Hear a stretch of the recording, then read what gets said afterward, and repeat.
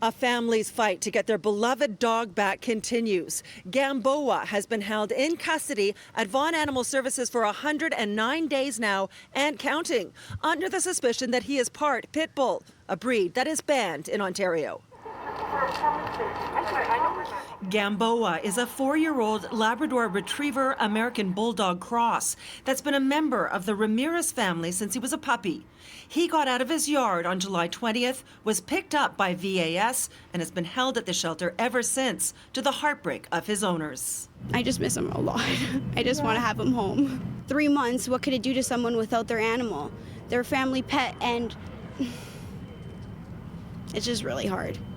After months of trying to get answers, the City of Vaughan released this statement yesterday.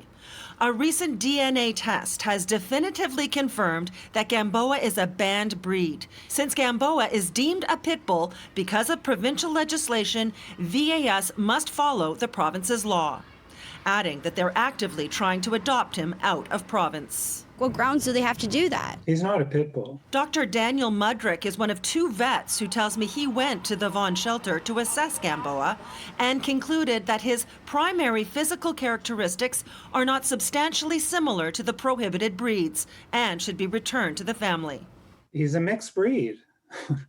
Anyone who can say that they can identify what breed is in there, you can't.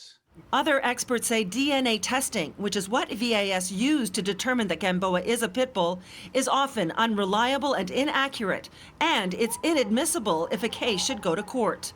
Not only that, the legislation known as the Dog Owners Liability Act, or BSL, breed-specific legislation, states that a veterinarian's letter should be considered accurate identification of a dog. I'm not really understanding why Vaughan Animal Services isn't accepting veterinarian letters confirming the breed of this dog. Alex Packard runs 2 organizations that are fighting to have Ontario's breed-specific legislation repealed.